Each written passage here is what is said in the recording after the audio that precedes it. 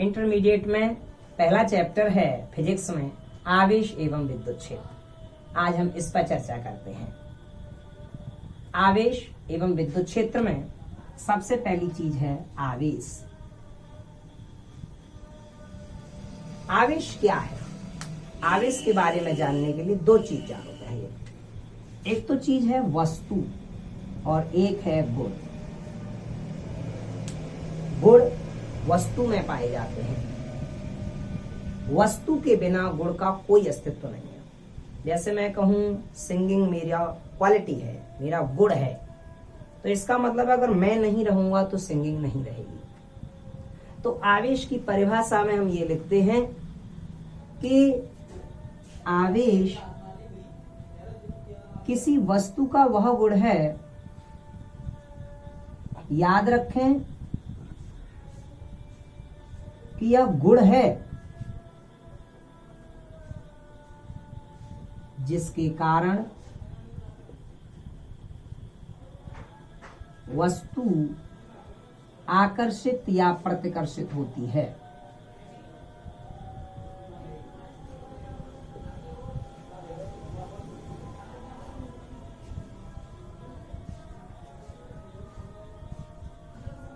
आवेश किसी वस्तु का वह गुण है। यहां से पहली चीज स्पष्ट हो रही है कि भाई आवेश गुण है, कोई वस्तु नहीं है जिसके कारण वस्तु आकर्षित या प्रतिकर्षित होती है। या ये भी कह सकते हैं कि वस्तु आकर्षण बल का अनुभव करती है या प्रतिकर्षण बल का अनुभव करती है। एक चीज और सुने, ये तो आप जानते होंगे कि आवेश दो प्रकार का होता है।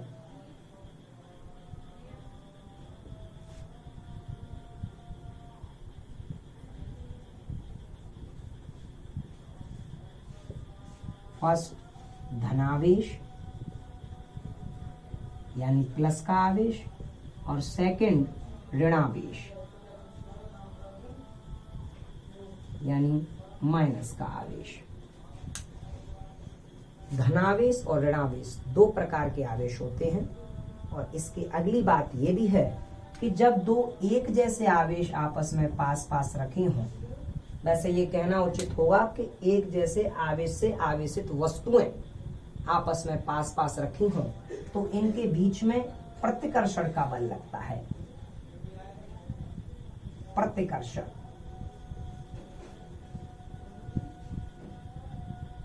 और अगर भिन्न भिन्न प्रकार की आवेशित वस्तुएं पास पास रखी हों कुछ दूरी पर, तो इनके बीच में आकर्षण का बल लगता है।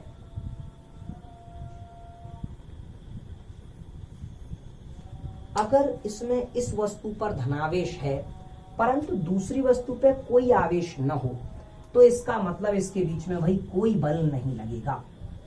अगर दूसरी वस्तु पर कोई आवेश न हो तो इस पर कोई भी बल कार्य नहीं करेगा। और यदि आवेश हो तो या तो भाई आकर्षण बल लगेगा या फिर प्रतिकर्षण बल लगेगा। तो भाई बल कब लग रहा है? आकर्षण या प्रतिकर्षण की क्रिया कब हो रही है? जब वस्तु पर कोई आवेश है। तो यही मेरे शब्द कह रहे हैं कि आवेश वस्तु का वह गुण है जिसके कारण वस्तु या तो आकर्षित हो रही है या फिर वस्तु प्रतिकर्षित हो रही है। और आवेश दो प्रकार का है, एक धनावेश और एक ऋणावेश। आवेश का मात्रक होता है कूलाम। ये एक वैज्ञानिक का नाम है, sir Charles Augustin day coulomb. मात्रक कूलाम। और इसकी विमा है AT।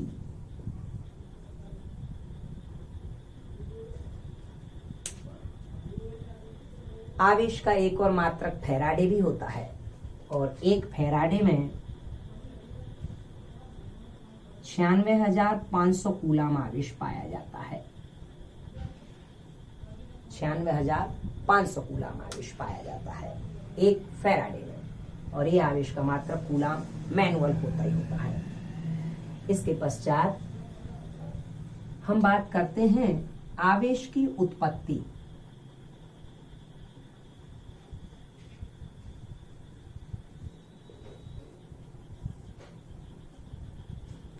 आवेश कैसे उत्पन्न हुआ और कहां से उत्पन्न हुआ? दरअसल अब इतना तो आप समझ रहे हैं कि आवेश एक गुण है। तो ये किस प्रकार उत्पन्न हुआ? देखिए, मुक्त रूप से केवल इलेक्ट्रॉन या प्रोटॉन पर आवेश पाया जाता है। एक इलेक्ट्रॉन पर जो आवेश होता है वो 1.6 गुणा 10 की घात माइनस 19 कूलाम का होता है, और एक प्रोटॉन पर भी इतना ही आवेश होता है, 1.6 गुणा 10 की घात माइनस 19 कूलाम। परंतु प्रकृति विपरीत होती है। इस पर तो होता है भाई ऋणावेश और इस पर पाया जाता है भाई धनावेश। हर एक पदार्थ परमाणुओं से मिलकर बना है और परमाणु में इलेक्ट्रॉन और प्रोटॉन दोनों बराबर बराबर संख्या में पाए जाते हैं। इलेक्ट्रॉन और प्रोटॉन दोनों बराबर बराबर संख्या में पाए जाते हैं। जैसे सोडियम परमाणु है, अब इसमें इलेक्ट्रॉन भी होते हैं 11 और प्रोटॉन भी होते हैं 11।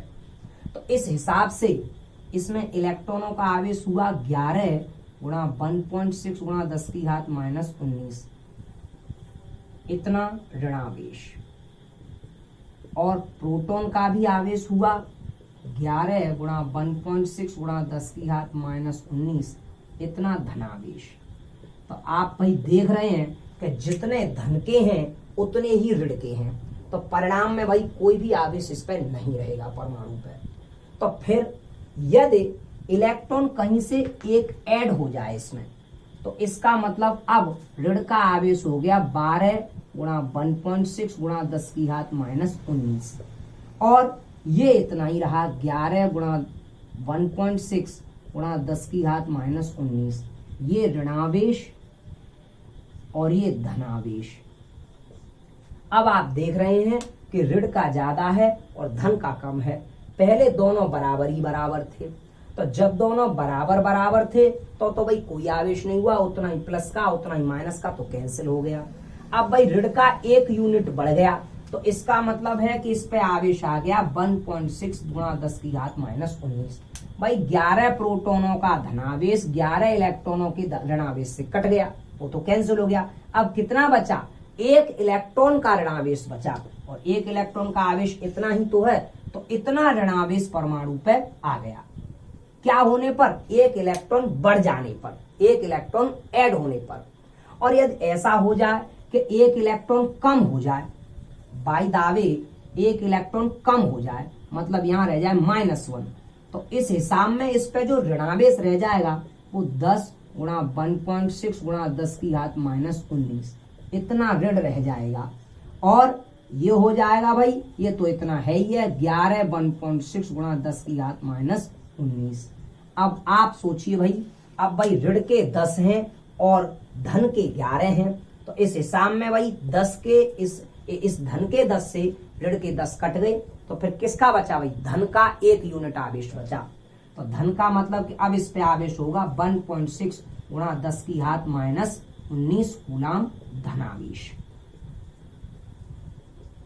इसका सीधा मतलब आप ये समझ रहे हैं कि भाई इलेक्ट्रॉन के या तो ऐड होने पर या इलेक्ट्रॉन के कम होने पर आवेश उत्पन्न होता है। यदि किसी में इलेक्ट्रॉन सामान्य मात्रा से अधिक हो जाते हैं तो भाई उस पे आ जाएगा उतने ही हिसाब में ऋणावेश, और यदि कम हो जाते हैं तो उतना ही आ जाएगा भाई धनावेश। तो मूल रूप से तो इतना ही आवेश पाया जाता है प्रकृति में, इसी को मूल आवेश कहा गया है। और इसी के ऐड होते जाने पर ही बड़ा आवेश प्राप्त हो रहा है। जैसे किसी पे 50 कूलाम का आवेश है ऋणावेश, तो इसका मतलब है 1.6 गुणा 10 की घात माइनस 19, इतनी यूनिट कई सारी जुड़ के तब 50 कूलाम आवेश बना है।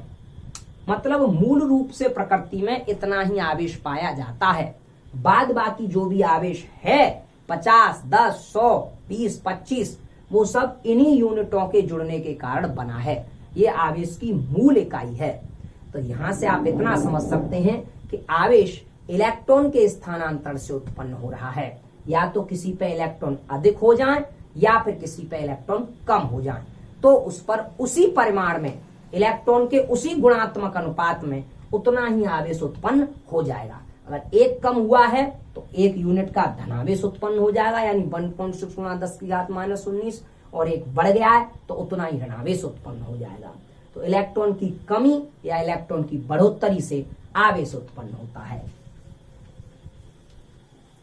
तो इसके लिए एक फॉर्मूला है Q बराबर NE, जहां Q उत्पन्न आवेश की मात्रा,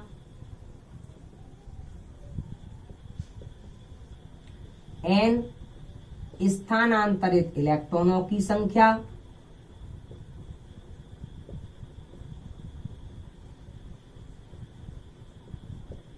और E इलेक्ट्रॉन का आवेश।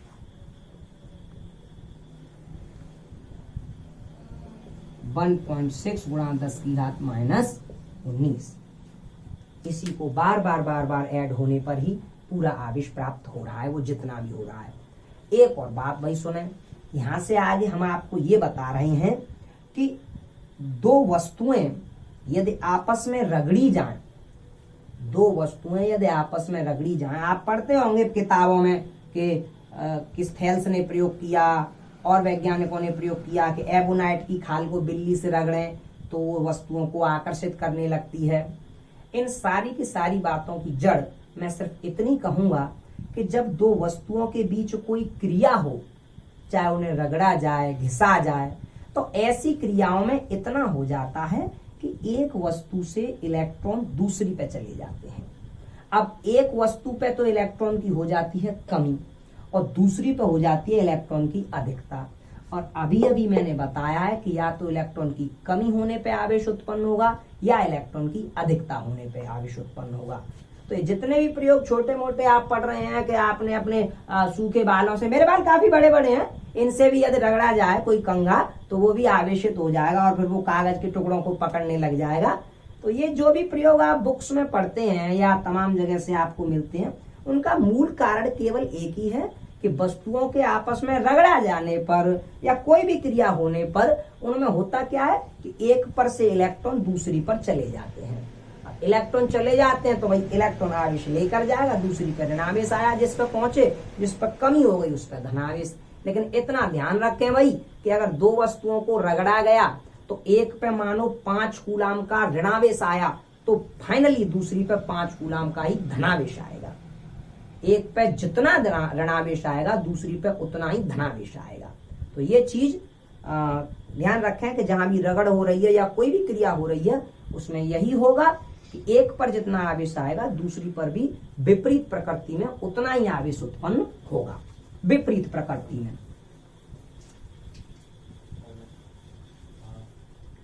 अब इससे आगे हम आपको बताते हैं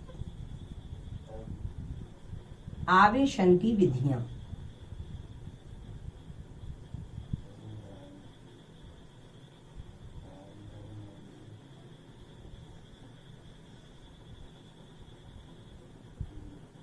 आवेशन की विधियां।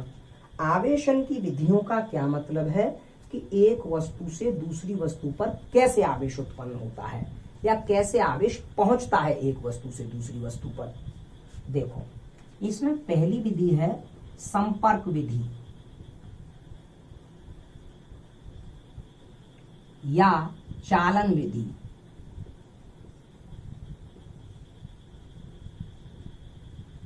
संपर्क विधि या चालन विधि। अगर यदि एक आवेशित वस्तु से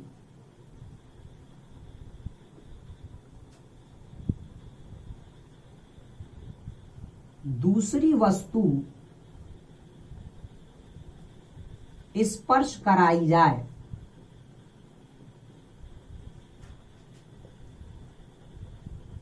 तो कुल आवेश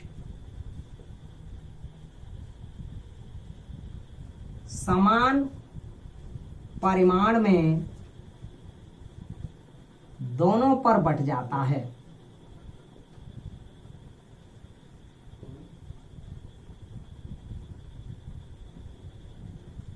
दोनों पर बढ़ जाता है। जरा गौर से सुन लें, एक आवेशित वस्तु से दूसरी वस्तु स्पर्श कराई जाए तो कुल आवेश समान परिमाण में दोनों पर बढ़ जाता है। जैसे ये एक वस्तु है, इस पर प्लस का 5 कूलाम का धनावेश है, दूसरा एक और गोला लूं जिस पे कोई आवेश नहीं है और उसका आकार इतना ही है जितना कि इस पहले गोले का है, तो इस वाले गोले को मैं अगर इससे टच करवा दूंगा तो दोनों पे 2.5 कूलाम का आवेश आ जाएगा।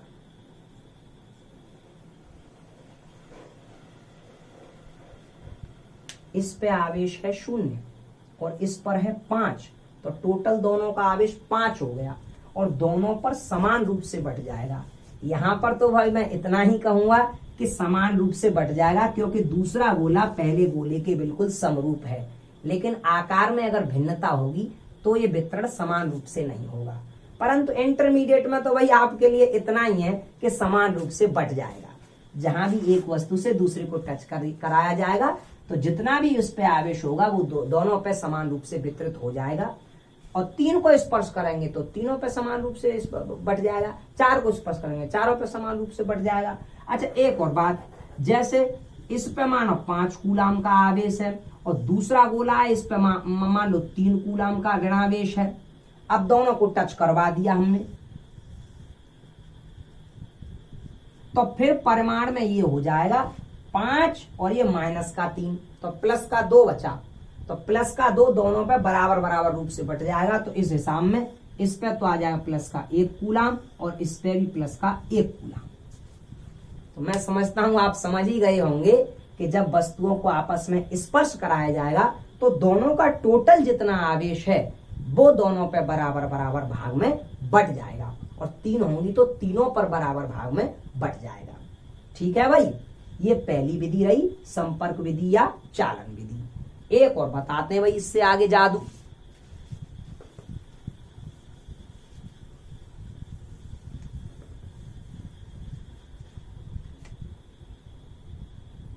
इसे कहते हैं प्रेरण विधि।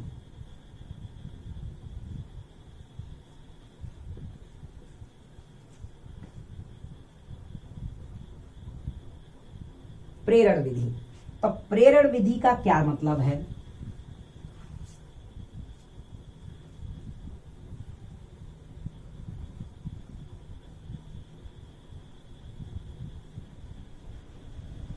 एक आवेशित वस्तु के निकट दूसरी निरावेशित वस्तु रखी जाए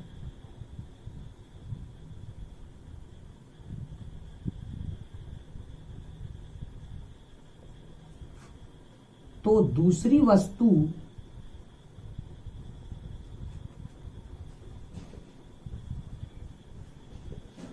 के सिरों पर समान परिमाण में परंतु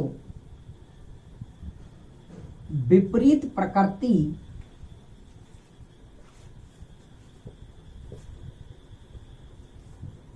का आवेश प्रेरित हो जाता है।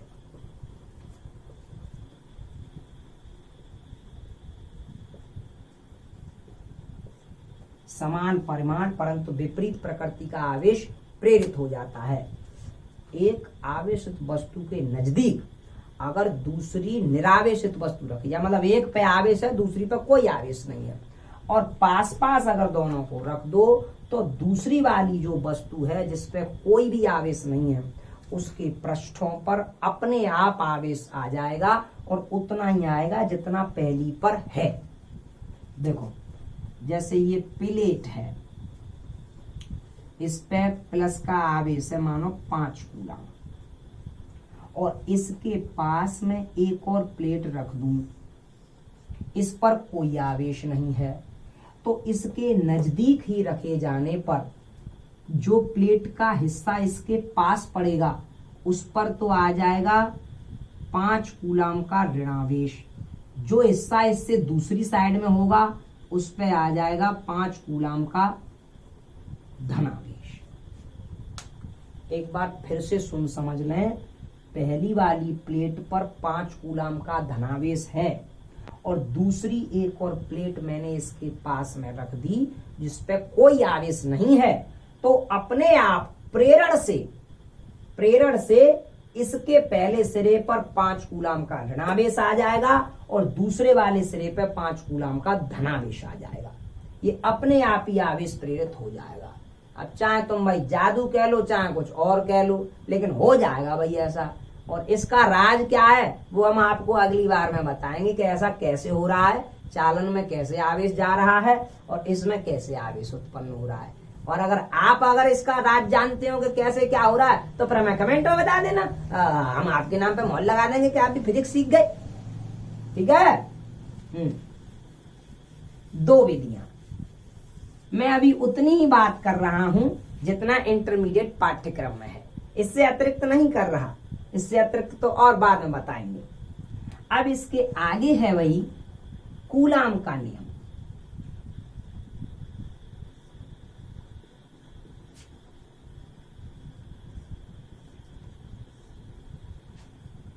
वैज्ञानिक चार्ल्स ऑगस्टिन डे कूलाम जो थे वे एक फौजी इंजीनियर थे और जब रिटायर होके आए सेवा करने के पश्चात तो इन्होंने विज्ञान में काफी प्रयोग किए हैं और ये नियम दिया है कूलाम का नियम।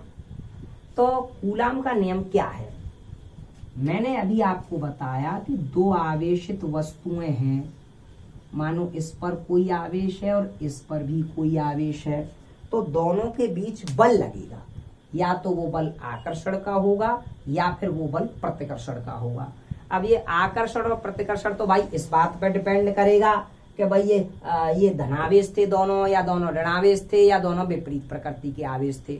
दोनों के बीच में आवेशित वस्तुएं हैं तो अवश्य ही बल लगेगा, चाहे वो आकर्षण का हो चाहे प्रतिकर्षण का।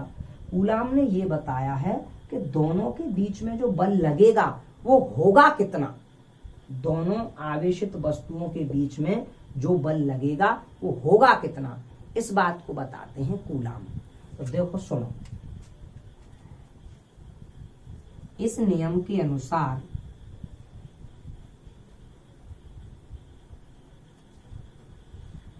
दो स्थिर बिंदु आवेशों के मध्य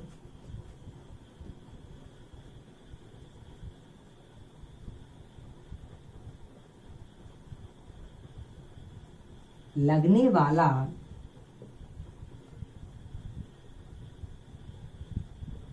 विद्युत आकर्षण या प्रतिकर्षण बल, वैसे मेरा लेख तो सही है ना कि आप लोगों को समझ में आ ही जाता होगा।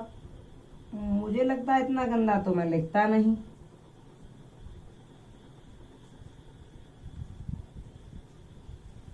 उनके आवेशों के गुणनफल के समानुपाती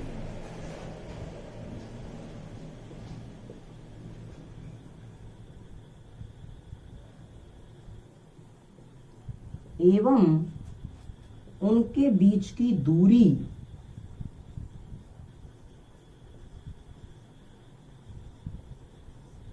के वर्ग के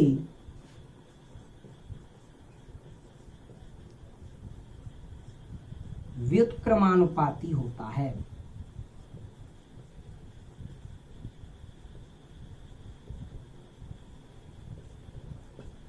ये दुनिया जानती थी कि दो आवेशित वस्तुओं के बीच बल लगता है, ये सब जानते हैं। कूलाम का नियम ये बताता है कि दो आवेशित वस्तुओं के बीच लगने वाला बल होता कितना है। दो आवेशित वस्तुएं हैं तो उनके बीच लगने वाला बल होता कितना है। तो ये कहते हैं कि यदि ये दो आवेशित वस्तुएं रखी हैं, दो आवेश रखे हैं, इनके बीच की दूरी अगर r है तो इनके बीच लगने वाला जो विद्युत बल है वो F समानुपाती Q1 Q2 इनके गुणनफल के समानुपाती और इनके बीच की दूरी के वर्ग के व्युत्क्रमानुपाती होता है।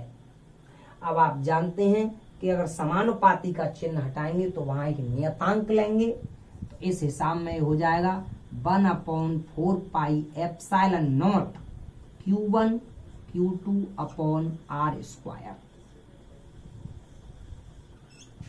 तो जो 1/4 पाई एप्सिलॉन नॉट है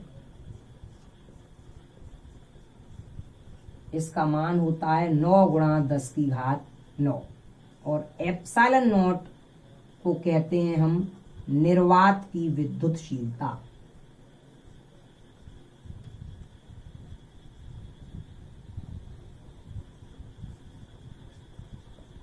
निर्वात की विद्युतशीलता किसको, एप्सिलॉन नॉट को कहा गया है निर्वात की विद्युतशीलता। तो दो स्थिर बिंदु आवेश, याद रखें ये नियम तभी फॉलो होता है, दो आवेशों के बीच विद्युत बल तभी इतना लगता है जब वो दोनों आवेशित वस्तुएं स्थिर हों। यदि आवेश गतिशील हो जाएंगे तो फिर भाई ये नियम काम नहीं करेगा, क्योंकि एक गतिमान आवेश चुंबकीय क्षेत्र भी उत्पन्न करता है। ऐसी स्थिति में इस वाले आवेश पर लगने वाला बल केवल विद्युत बल नहीं होगा, चुंबकीय बल भी इस पर लगने लग जाएगा। तो भाई ये तभी लागू होगा जब केवल दोनों आवेशित वस्तुएं स्थिर हों, तो उनके बीच लगने वाला आकर्षण या प्रतिकर्षण बल आवेशों के गुणनफल के समानुपाती और बीच की दूरी के वर्ग के व्युत्क्रमानुपाती होता है।